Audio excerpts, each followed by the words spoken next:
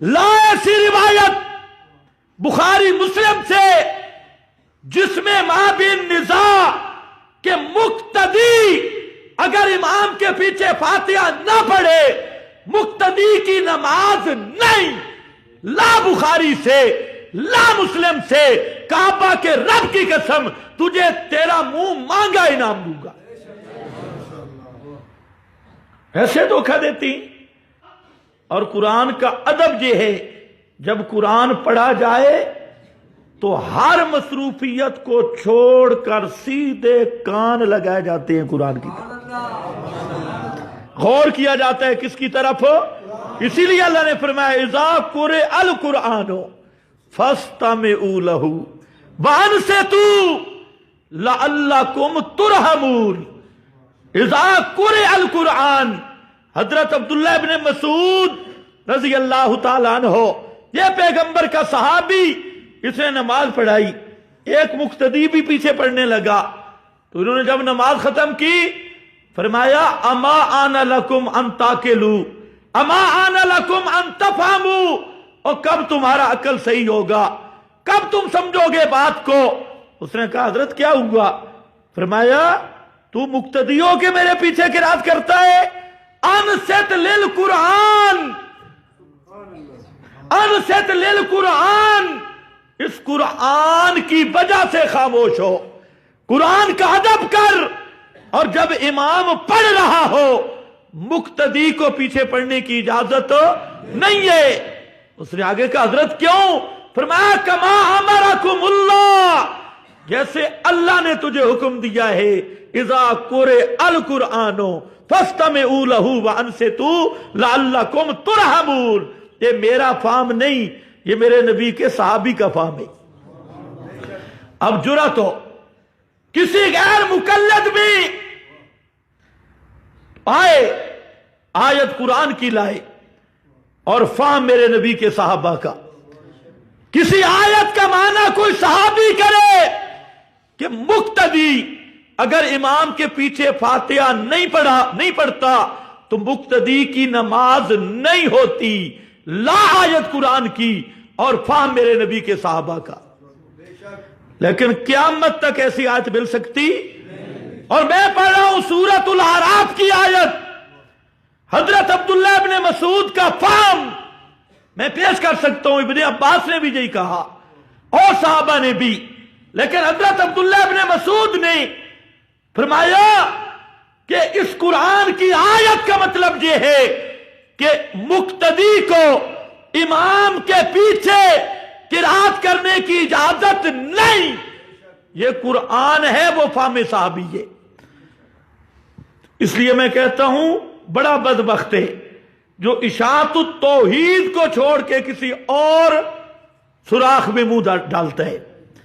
اشاعت التوحید کی اتنی صاف دعوت، کتاب و سنت پہ مبنی دعوت، اور وہ غیر مقلد بیچارہ، اس کو ابھی تک یہ نہیں پتا کہ صحیح حدیث کہتے کس کو ہے، اس کے مولوی پریشان ہے، ضعیف اور صحیح کس کو کہتی ہے، اور صرف 4 روایتیں دکھا کے وہ بھی مانا شانا نہیں پتا۔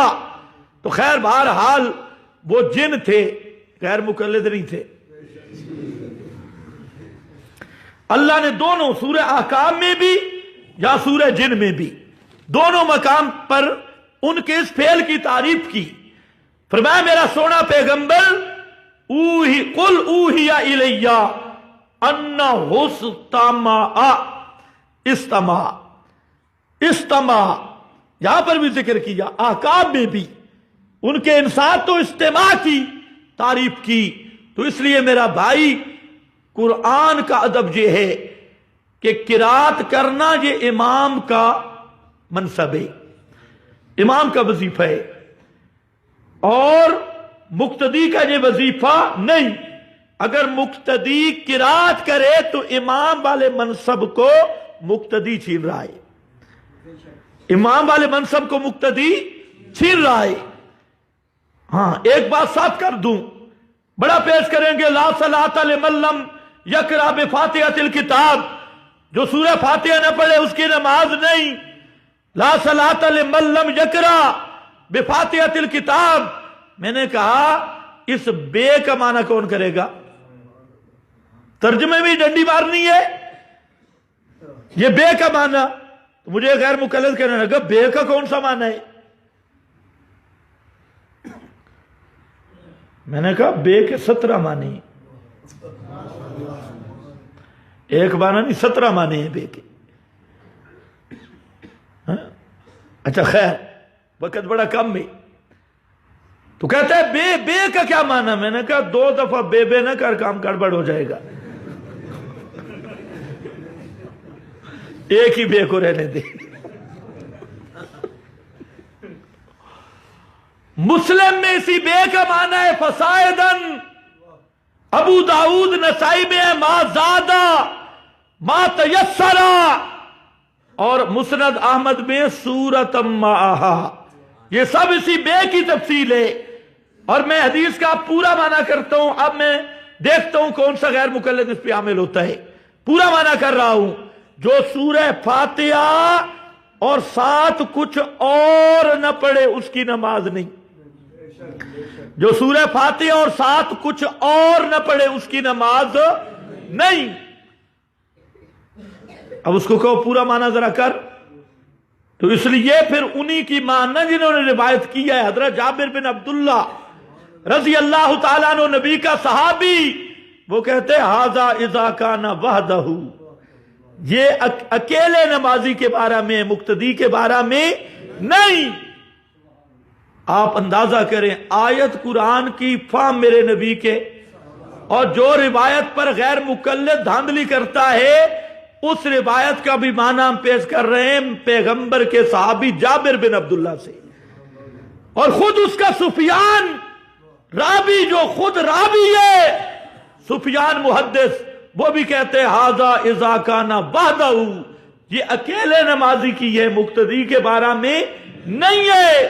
اور اہل حدیث اسی کو کہتے ہیں جو ڈنڈی مارے، دھاندلی کرے. دھاندلی سے تو مذہب ثابت نہیں ہوگا. لا ایسی روایت بخاری مسلم سے جس میں مابین نزاع کہ مقتدی اگر امام کے پیچھے فاتحہ نہ پڑھے مقتدی کی نماز نہیں.